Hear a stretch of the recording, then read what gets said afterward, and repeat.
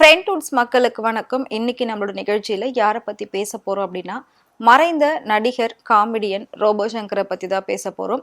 So அவரை பத்தி பேசணும் அப்படின்னா நிறைய விஷயம் இருக்கு. ஏற்கனவே நாம அவரை பத்தி நிறையவே பேசிட்டோம். இப்போ என்ன பேச போறோம் அப்படின்னா, அவர் இறந்து கிட்டத்தட்ட ஒரு வாரத்துக்கு மேலேயே ஆயிடுச்சு. அவங்க வீட்டில் இருக்கிறவங்களும் அந்த விஷயத்துல இருந்து கொஞ்சம் கொஞ்சமா மூவ் ஆன் ஆகணும் அப்படின்னு சொல்லி ட்ரை பண்ணிட்டு இருக்காங்க.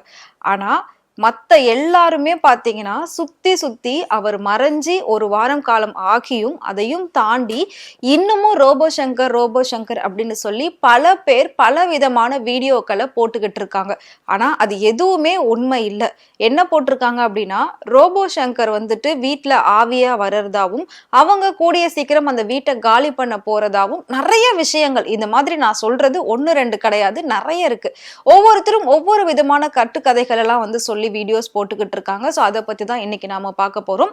ஏற்கனவே நாம ரோபோ சங்கரை பத்தி நிறைய வீடியோக்கள் பேசி போட்டிருக்கோம். ஸோ அவர் இறந்ததுக்கு அப்புறம் என்ன நடந்தது அப்படின்றதையும் நாம வீடியோவா போட்டிருந்தோம். ஸோ அவரோட குடும்பத்தோட நிலை இப்ப எப்படி இருக்கு அப்படின்றத பத்தியும் நாம வீடியோவா போட்டிருந்தோம். இதுல முக்கியமான ஒரு விஷயம் என்ன அப்படின்னா, பொதுவாவே நடிகர்கள், நடிகைகள் யாராவது ஒரு பெரிய பெரிய ஆட்கள் இறந்துட்டாங்க அப்படின்னா அடுத்தது உடனே இறந்தவங்களை வச்சு பேசக்கூடிய அந்த ஆவி பேசுது அப்படின்னு சொல்லி ஒரு சிலர் வீடியோஸ் எல்லாம் போடுவாங்க. அந்த மாதிரி ரோபோ சங்கர் ஆவி கிட்ட ஒருத்தர் பேசியிருக்காரு. ஸோ அவர் பாத்தீங்கன்னா ஒரு வீடியோ போட்டிருந்தாரு. ரோபோ சங்கர் ஆவி ரொம்ப உக்கிரமா இருக்கு, ரொம்ப கோவத்துல இருக்கு, அவர் இறப்பாரு அப்படின்னு அவருக்கே தெரியாது. இதனால எதிர்பாராத ஒரு மரணம் அவருக்கு ஏற்பட்டதுனாலதான் அவரால ஆத்மா சாந்தி அடையல. அது மட்டும் இல்லாம அவருக்கு இவ்வளவு சீக்கிரம் மோட்சம் கிடைக்காது. அவரு தொடர்ந்து உங்க குடும்பத்து கூடவே தான் இருப்பாரு, என் குடும்பத்தை விட்டு நான் எங்கேயும் போக மாட்டேன் அப்படின்னு சொல்லியிருக்காரு. சோ குறிப்பா மனைவி இல்லாம அவர் எப்பவுமே இருந்தது கிடையாது. எங்க போனாலும் அவரும் மனைவியும் ஜோடியா தான் போவாங்க. சோ என் மனைவி இல்லாம நான் கஷ்டப்பட்டுக்கிட்டு இருக்கேன், நான் இல்லாம அவங்க கஷ்டப்பட்டுக்கிட்டு இருக்காங்க, அதனால கூடிய சீக்கிரம் நான் அவங்களையும் கூட்டிட்டு போயிடுவேன் அப்படின்ற மாதிரிலாம் ஒரு சிலர் வீடியோல பேசி போட்டிருந்திருக்காங்க. சோ இந்த மாதிரி போடுறத பார்த்தா அவங்க குடும்பத்துல இருக்கிறவங்க எவ்வளவு கஷ்டப்படுவாங்க, என்ன நினைப்பாங்க. ஒருத்தர் இருக்கும்போது என்ன வேணாலும் பேசலாம், இல்ல அப்படின்னாலும் இன்னும் அதை விட பல மடங்கா பேசுறது அப்படின்றதுதான் இங்க ரொம்பவே கஷ்டமான ஒரு சூழ்நிலையா இருந்துகிட்டு இருக்கு. இவ்வளவு இருக்கட்டும். இதுல இன்னொரு விஷயம் என்ன அப்படின்னா, ரோபோ சங்கர் வீட்டுக்கு எப்பவுமே குடும்ப ஜோசியர், ஜாதகம் பாக்குறவங்கன்னு யாராவது இருப்பாங்க. அந்த மாதிரி ஒருத்தர் இருக்கிறதாவும், அவர் போயிட்டு ரோபோ சங்கர் வீட்டுல இப்போ ஜாதகம் சொன்னதாவும் அவர் என்ன சொல்லியிருக்காரு அப்படின்னா, உடனே நீங்க இந்த வீட்டை விட்டு காலி பண்ணணும், இந்த வீட்டை விட்டு நீங்க காலி பண்ணல அப்படின்னா இன்னொரு மரணம் இங்க ஏற்படுறதுக்கான வாய்ப்பு இருக்கு. ஏன்னா ரோபோ சங்கருடைய ஆவி ரொம்பவே உக்கிரமா, ரொம்ப கோவத்தோட இங்க இருக்கு, இங்க இருந்து அவ்வளவு சீக்கிரம் அது போகாது. சோ கொஞ்ச நாள் நீங்க இங்க இருந்து வெளியில இருந்தீங்க அப்படின்னா அந்த ஆவி ஆத்மா சாந்தி அடைஞ்சதுக்கு அப்புறமா நாம பூஜை பண்ணி அதை வெளியில கொண்டு வந்துடலாம், அதுக்கப்புறம் திரும்ப நீங்க உங்க சொந்த வீட்டிலேயே இருங்க அப்படின்னு சொல்லி அந்த ஜோசியர் சொன்னாராம். அது மட்டும் இல்லாம ரோபோ சங்கர் வீட்டுக்கிட்ட, அதாவது அவங்க வீட்லயே இருந்த ஒரு நாய் பாத்தீங்கன்னா அவர் இறந்த அடுத்த நாளே அந்த நாயும் இறந்து போயிருக்கு அப்படின்னு சொல்லப்படுது. இதெல்லாம் எந்த அளவுக்கு உண்மை அப்படின்றது தெரியாது. பட் பாத்தீங்கன்னா நிறைய கட்டுக்கதைகள், இதெல்லாம் வச்சு ஒரு பெரிய சினிமா படமே எடுக்கலாம். அந்த அளவுக்கு ஒவ்வொருத்தரும் ஒவ்வொரு விதமான கட்டுக்கதைகளை சொல்லிக்கிட்டு இருக்காங்க. உண்மையான விஷயம் என்ன அப்படின்னா, பொதுவா நமக்கு பிடிச்சவங்க யாராவது நம்மளை விட்டு போயிட்டாலே நமக்குன்னு ஒரு நம்பிக்கை இருக்கும், அவங்க எங்கேயும் நம்மளை விட்டு போக மாட்டாங்க, உடம்புதான் இல்லாம இருக்கும், உயிர் நம்மளை சுத்தி நம்ம கூட தான் இருக்கும் அப்படின்னு சொல்லி நாம சொல்லுவோம். அதேதான் இப்ப அவங்க வீட்லயும் நடந்துகிட்டு இருக்கு. அவரு ஒவ்வொரு விஷயத்திலும் சின்ன சின்ன விஷயங்கள் அவங்க வீட்டுல நடக்குது அப்படின்னா அது ஒவ்வொன்றுத்திலுமே அவரை பாக்குறதாவுமே அவங்க சொல்லியிருக்காங்க, அவங்களோட மகளுமே சொல்லியிருக்காங்க. சோ அவர் கண்டிப்பா எங்களை விட்டு போகல, ஒரு அப்பாவாகவும் சரி கணவராகவும் சரி அவர் அந்த வீட்டை விட்டு எங்களை விட்டு போகவே இல்லை, உடல் மட்டும்தான் மறைஞ்சிருக்கே தவிர உயிர் தொடர்ந்து எங்க கூட தான் இருந்துகிட்டு இருக்கு, எங்களால அதை ரியலைஸ் பண்ண முடியுது, இன்னமும் அவரோட வாய்ஸ் அந்த வீட்டுல கேக்குது அப்படின்னு சொல்லியிருக்காங்க. இது இயல்பாவே எல்லாருக்குமே நடக்கக்கூடிய ஒரு விஷயம் தான். பட் இதை ஆவி உக்கிரமா இருக்கு, அவர் ரொம்ப கோவத்துல இருக்காரு, அவரோட ஆத்மா சாந்தி அடையாது, உடனே இவங்க வீட்டை காலி பண்ணணும், ரோபோ சங்கர் பொருள் எல்லாம் கொண்டு வெளியில போடுறாங்க, அப்படி இப்படின்னு சொல்லி ஆளாளுக்கு ஒரு ஒரு கதைகளை சொல்லிக்கிட்டு இருக்காங்க. சோ ஒரு மனுஷன் இறந்துட்டான் அப்படின்னா அவரை பத்தி என்ன வேணாலும் பேசலாமா, எப்படி வேணாலும் பேசலாமா அப்படின்றதுக்கு இது ஒரு பெரிய எடுத்துக்காட்டாவே இருக்கு அப்படின்னே சொல்லலாம். நம்ம எல்லாருக்குமே தெரியும் ரோபோ சங்கருக்கு கமல் மேல இருக்கிறது தீராத ஒரு காதல் அப்படின்னே சொல்லலாம். ஒரு எந்த அளவுக்கு வெறித்தனமான ரசிகர் அப்படின்னா, கமல் சாரை பார்த்தாலே போதும், கமல் சார் அப்படின்ற அந்த பேரை கேட்டாலே ரோபோ சங்கருக்கு அவ்வளோ ஒரு சந்தோஷம் வருமா. சோ எங்க எங்க அப்படின்னு சொல்லி உடனே அவரை பார்த்து தேட ஆரம்பிச்சிருவாராம். அந்த அளவுக்கு கமல் வெறியன்ஸா இருந்திருக்காரு ரோபோ சங்கர். சோ ரோபோ சங்கருடைய மரணத்துக்கு கமலுமே வந்தாரு, இறுதி அஞ்சலி செலுத்தினாரு, போயிருந்தாரு. ரோபோ சங்கருடைய ஒரு நிறைவேறாத ஆசை அப்படின்னா, உண்மை உண்மையாவே பாத்தீங்கன்னா கமல்ஹாசன் அவர்கள் கூட ஒரு படத்துலயாவது கண்டிப்பா நம்ம காமெடி ரோல் பண்ணிடணும் அப்படின்னு சொல்லி அவர் ரொம்பவே ஆசைப்பட்டிருக்காரு. அதுக்கான முயற்சிகளையும் ஈடுபட்டிருக்காரு. கமல் சாரும் கண்டிப்பா ஹோப் கொடுத்திருக்காரு. நான் வந்து ஒரு படத்துல உங்களுக்கு வாய்ப்பு கொடுப்பேன், நீங்களும் நானும் சேர்ந்து கண்டிப்பா பண்ணுவோம் அப்படின்னு சொல்லி ஹோப் கொடுத்திருக்காரு.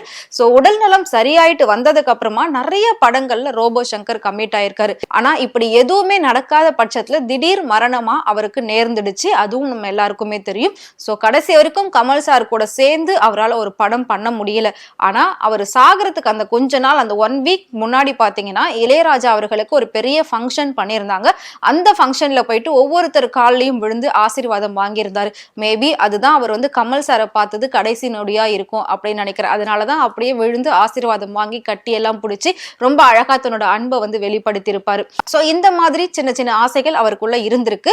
இப்போ என்ன அப்படின்னு பாத்தீங்கன்னா இந்திரஜா, அதாவது ரோபோ சங்கருடைய மகள் இந்திரஜாவுக்கு கமல் சார் படத்துல ஒரு வாய்ப்பு கொடுக்கப்படும் அப்படின்னு அங்க இங்க பேச்சுகள் வந்து தட்டுப்பட்டுக்கிட்டு இருக்கு.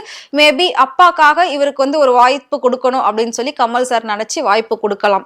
ரோபோ சங்கருடைய இன்னொரு முக்கியமான ஆசை என்ன அப்படின்னா அவரோட பேரன் கையை பிடிச்சி சினிமாவுக்கு கூட்டிட்டு வரணும், இந்த கலை உலகத்துக்குள்ள அவனை நான் கூட்டிட்டு வரணும், நான் எல்லாமே கத்துக் கொடுக்கணும் அப்படின்னு அவர் நினைச்சிருந்தாரு.